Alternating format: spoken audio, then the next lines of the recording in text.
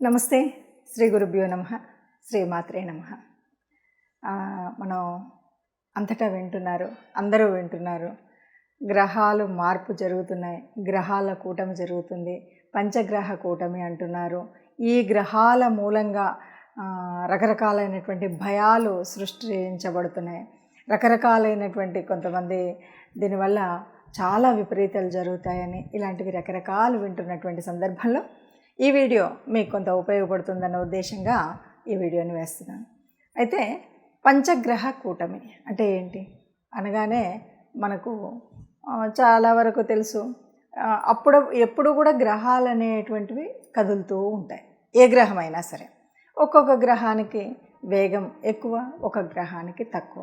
ఈ గ్రహాలు వేగం ఎక్కువ ఉన్నా తక్కువ ఉన్నా నిరంతరం చెల్లిస్తూ ఉన్నటువంటి ఈ గ్రహాలు అనుకోకుండా కొన్నిసార్లు ఒక్కొక్క గ్రహంతో యుతి చెందడం, కలిసి ఉండడం, దగ్గరికి చేరడం, అన్నీ ఒక చోటుకి రావడం ఇలాంటివి జరుగుతూ ఉంటాయి. అలాగే మనకు 3 గ్రహాలు, 4 గ్రహాలు, 5 గ్రహాలు, 6 గ్రహాలు అంటే పంచగ్రహం, శ్రేష్ఠ గ్రహాలు ఇలా అంటుంటాం కదా. ఇలా జరుగుతూ ఉంటాయి. సరే, ఇప్పుడు జరిగినటువంటి పంచగ్రహ కూటమి ఏదైతే ఇప్పుడు రాబోతున్నటువంటి పంచగ్రహ కూటమి ఏంటంటే ఇంతకుముందు మరి జరగలేదా అంటే జరుగుతాయి, ఎప్పుడు జరుగుతూ ఉంటాయి. 12 సంవత్సరాల క్రితము వచ్చినటువంటి పంచగ్రహ కూటమి ఏదైతే ఉందో దానివల్ల కొన్ని విపత్తులు అయితే వచ్చాయి అన్నది మన వాళ్ళు చెప్పేటువంటి మాట.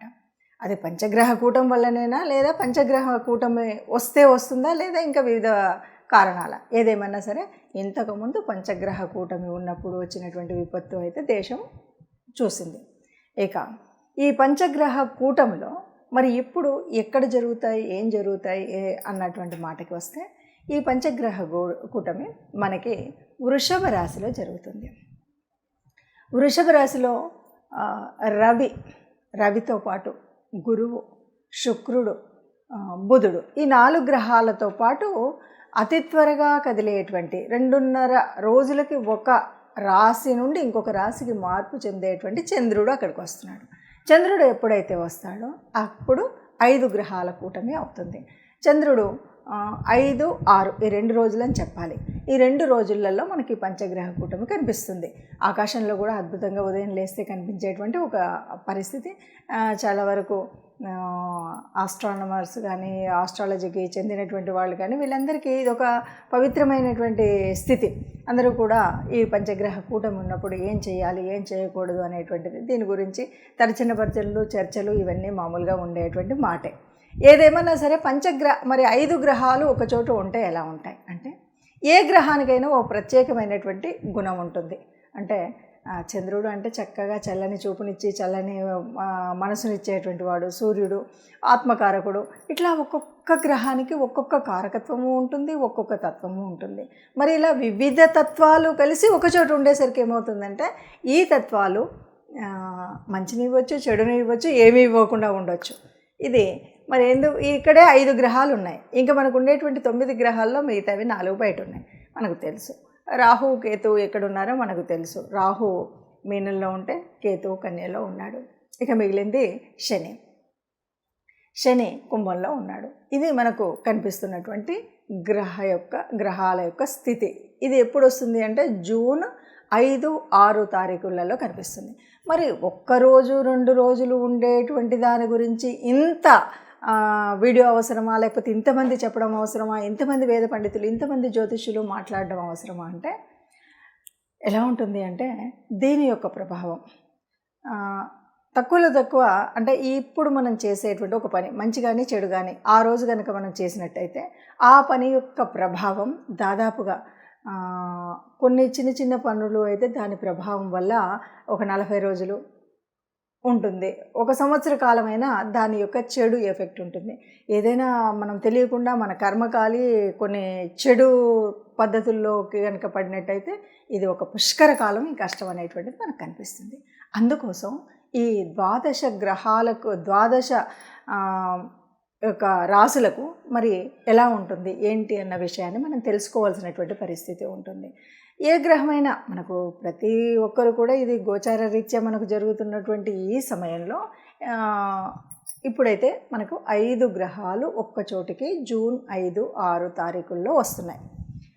ఇలా వచ్చినప్పుడు అంటే అందులో అస్తంగత్వం చెందడం, ఎందుకంటే అన్నీ దగ్గరగా వచ్చాయి.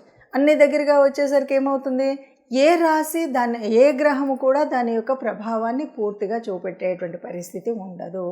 మరి ఇలాంటప్పుడు ఎట్లా ఉంటుంది అన్నది ఒక్కొక్క రాశికి మనం విడివిడిగా చెప్పుకుందాం. తదుపరి రాశి, చివరి రాశి మీనరాశి. మీనరాశి వారికి ఎలా ఉంటుంది అంటే, మనం చెప్పుకున్నటువంటి కొంత లాభం కలిగేటువంటి రాశులు ఉన్నాయి అన్నాం కదా, అందులో మీనరాశి కూడా ఒకటి. అంటే అంతో కొంత ఎంతో కొంత లాభం అయితే, అంటే ఈ గ్రహాల కూటమి వల్ల కొంత మంచి జరిగేటువంటి రాశి ఎవరు అంటే మీనరాశి అని కూడా చెప్పచ్చు.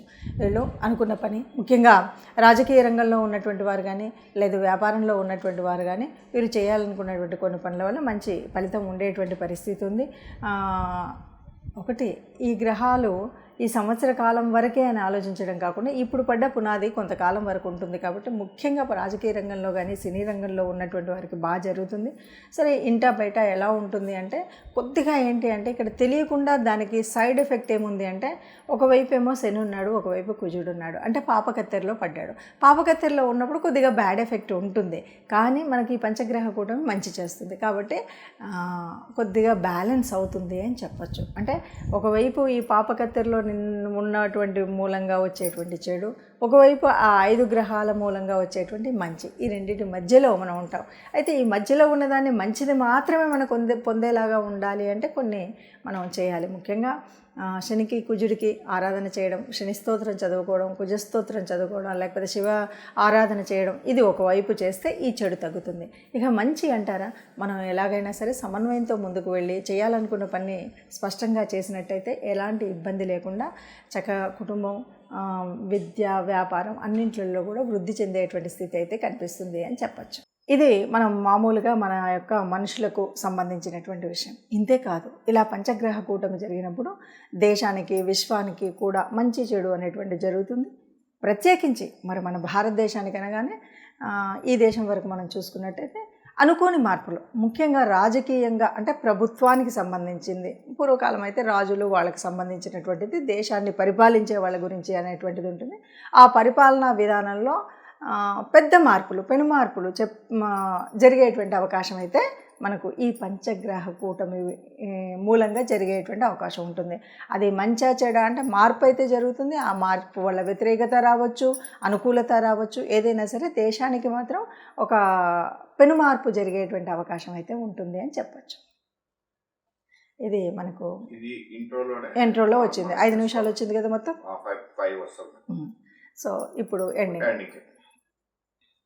మరి పంచగ్రహము గ్రహాల యొక్క కూటమి అనగానే అందరూ ఒక భయం అనేటువంటిది అవసరం లేదు అని తెలుస్తుంది కదా. పంచగ్రహ కూటమి వల్ల మనం పెద్దగా భయపడాల్సినటువంటి అవసరం ఏముండదు.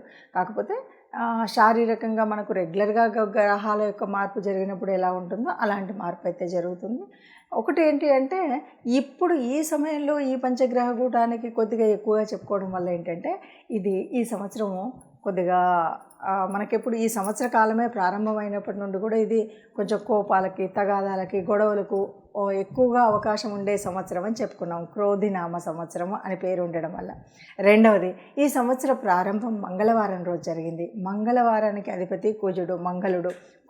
కుజుడు కూడా ఏమంటే చాలు కోపంతో గబగబా ముందుకు లేస్తూ ఉంటాడు. కోపంతో ఎవడి మీదకైనా పైకి వెళ్ళడానికి ఉంటుంది.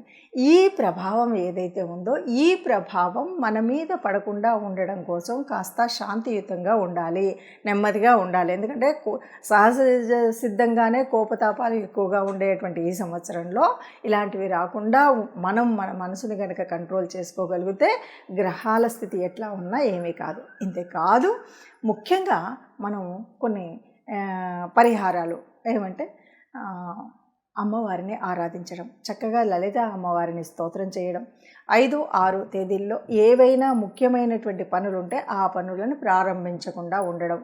ముఖ్యము అంటే మనం వివాహాది కార్యక్రమాలు అయితే చేయలేము ఎలాగో మనకి ఇప్పుడున్నటువంటి దీని మూలంగా, ఎందుకంటే మౌఢ్యం ఉంది కాబట్టి.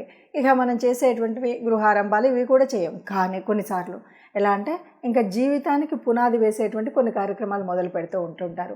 అలాంటి కార్యక్రమాలు ఇవి కూడా చేయకపోవడం, పెద్ద డెసిషన్కి మార్పు వచ్చేటువంటి విషయాల్లో ఏ డెసిషన్స్ తీసుకోవడం, ఇలాంటివి మనం చెయ్యకుండా ఉంటే మంచిది. ఒకవేళ ఏదో అయ్యింది, అయినా సరే మనం ఇష్టదేవత ఆరాధన, లలిత అమ్మవారి ఆరాధన చేయడం అనేటువంటిది మర్చిపోకుండా చేయవలసినటువంటి పని. ఈ రెంటికి తోడు వీలైనప్పుడల్లా ఈ సంవత్సర కాలం అంతా కూడా నవగ్రహ మండపానికి వెళ్ళాలి. తప్పనిసరిగా నవగ్రహ మండపానికి వీలైనప్పుడల్లా వెళ్ళడం, నవగ్రహ ప్రదక్షిణ చేయడం, లేదు మనకు వీలైతే ఇంట్లోనే కూర్చొని నవగ్రహాలకు సంబంధించిన స్తోత్రాలని చదువుకోవడం. ఇవన్నీ కూడా కాలేదండి మాతో అన్నప్పుడు ఒక పని చేయొచ్చు. మీకు వీలైనప్పుడు గోశాలలు ఎక్కడైనా ఉంటే గోశాలకు వెళ్ళి గోశాలలో మనం గోమాతకు కావలసినటువంటి గ్రాసాన్ని సమర్పించడం, వాళ్ళకి కావాల్సినటువంటి అంటే గోవులకు కావాల్సిన ఆహారాన్ని ఇవ్వడం కోసం మీరు డబ్బు కడతారా, వెళ్ళి మీరు స్వయంగా ఆ గ్రాసాన్ని తినిపిస్తారా, మీ ఇష్టం.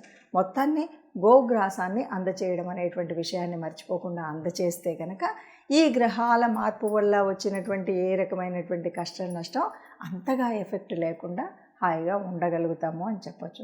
అందరం సుఖంగా ఉండాలన్నదే. మార్పులు అనేటువంటిది గ్రహాలు నిరంతరం మారుతూనే ఉంటాయి, కానీ పుట్టినటువంటి మనం సుఖంగా సంతోషంగా ఉండాలి అన్నది అందరికీ ఆలోచన. అందరం సుఖంగా ఉండాలి, అందులో మనం ఉండాలి. నమస్తే. సర్వే జనా సుఖినో భవంతు.